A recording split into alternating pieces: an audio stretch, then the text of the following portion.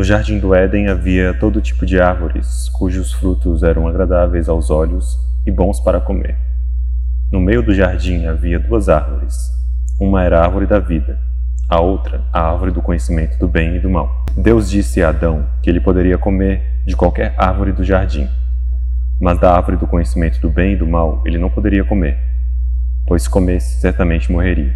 Gênesis capítulo 2, versículo 9, 16 ao 17 e por aí vai. Que doideira. Então a galera acredita que Deus criou um jardim e que o mundo era um jardim belo e que nesse jardim belo a gente poderia comer qualquer fruto, inclusive do fruto da árvore da vida, e a gente viveria eternamente. Mas ele proibiu de comer um fruto de uma árvore, que é o fruto do conhecimento do bem e do mal, porque se nós comêssemos aquele fruto, morreríamos. Mano, que doideira, que metáfora absurda. Já começa daí, as pessoas acreditam que o Jardim do Éden é algo literal. O Jardim do Éden não é literal. O Jardim do Éden é uma metáfora arquetípica da criação, de desenvolvimento do ser humano.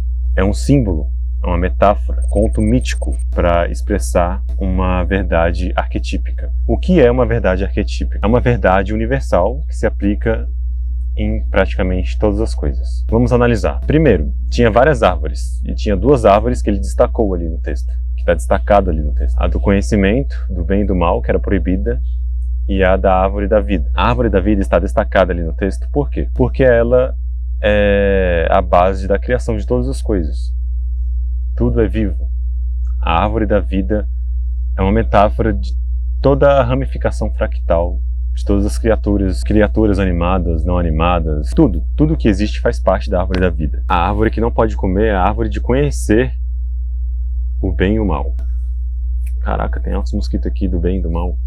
Do bem e do mal, né? Da árvore da vida, né, na verdade. E, cara, é muito doido, porque as pessoas se baseiam, na verdade, os cristãos, né, baseiam toda a sua fé nesse princípio.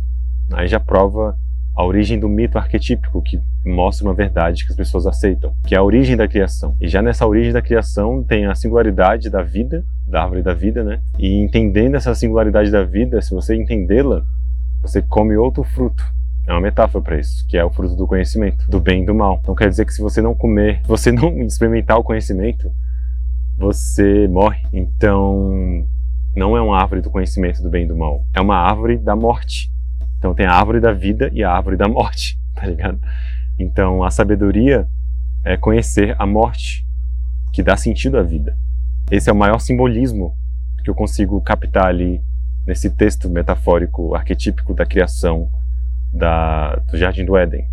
Do Jardim do Éden, da Bíblia. Da Bíblia, né? Porque não é da Bíblia. Na verdade é de textos mesopotâmicos, lida Suméria e tal. E interpretando essa metáfora, esse conceito arquetípico, você tem um leve baque, porque você, cara, por que eles proibiram, por que as pessoas entenderam que é proibido entender sobre a morte, sabe?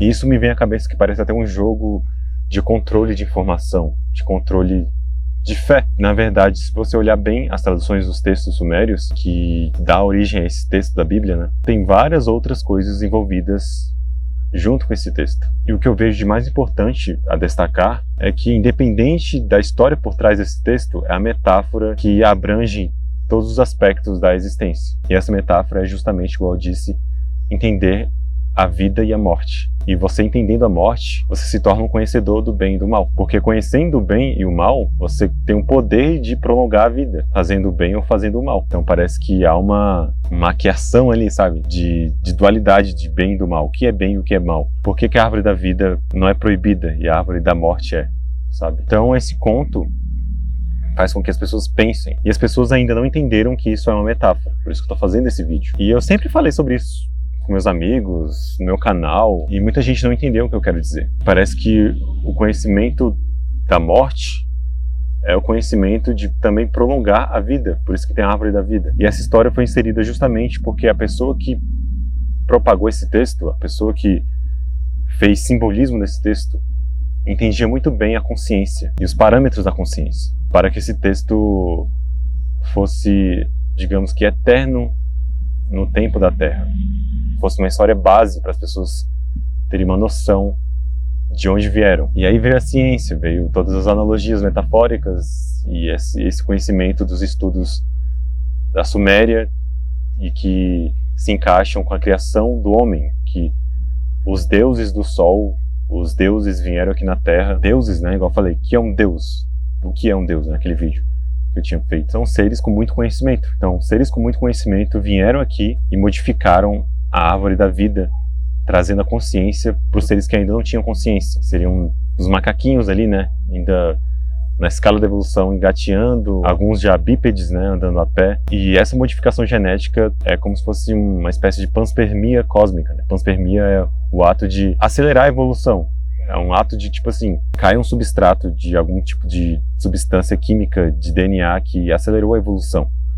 Essa substância pode ter caído aqui no planeta através de um meteoro, sabe, através, sei lá, de um cometa, através também de um ser propositalmente. Então, o conceito de panspermia se aplica aí também. Porque se um material genético cai na Terra, cai em algum planeta que está em um ambiente que desenvolve vida biológica, isso acelera e modifica o processo de continuidade da evolução, sabe? Então, isso pode ser aleatório, através de um meteoro, de algum planeta que explodiu, que trouxe para um lugar aleatório, ou um ser consciente disso, trouxe o material próprio genético, até o próprio dele ou do planeta dele, para modificar as criaturas e os seres de algum planeta que esteja em algum estado de evolução mais baixo do que ele veio. Que é como se ele hackeasse ou acelerasse o processo de evolução dos seres da biologia, consequentemente dos seres daquele planeta, sabe? E correlacionando com isso, um ser veio aqui no planeta e modificou os seres que estavam aqui em evolução natural. Então foi um upgrade no DNA dos seres para que eles dessem um salto evolutivo e saíssem do estado animal para o estado autoconsciente, de conhecimento. E esse conhecimento é o conhecimento do bem e do mal, de estar ciente da vida. E estar ciente da vida do eu é também estar ciente que o eu morre, estar ciente da morte. Então o texto que propaga essa verdade também se encaixa nisso. Então o deuses, né, Elohim está lá na Bíblia, os deuses modificaram Adapa, Adão e Eva. Tem aquela história conhecida que pegou a costela do Adão e criou a mulher, a Eva. Só que isso é só uma analogia de um ser que pegou o DNA da própria medula óssea e colocou em outro ser para acelerar o processo evolutivo dele através de uma manipulação genética. Manipulação do conhecimento da química, da física, da biologia, do DNA e tudo mais. E, cara, isso é bastante até muito... Cara, é muito doideira. Eu ia falar bastante óbvio, mas não é óbvio. Se você pesquisar a fundo, você vai ver que é uma doideira. É tipo, caraca, que maluquice. Mas também é lógico. E, caraca, é possível. Se você considerar aquelas opções das 7 perguntas, 7 narrativas, né, que eu fiz no vídeo, que te farão questionar tudo. Te farão repensar as coisas. Esse conceito de panspermia, esse conceito de astronautas antigos, por que antigos? Que eles vieram aqui no início da evolução planetária. Se você olhar bem, o planeta Terra tem bilhões de anos, então podem ter ocorrido outros estados e ciclos de evolução da consciência dos seres aqui, que se encaixam justamente com aquelas histórias de Atlântida, continente perdido de Mu, as ilhas de Lemúria, Egito Antigo, Ilha de Páscoa, astronauta antigo.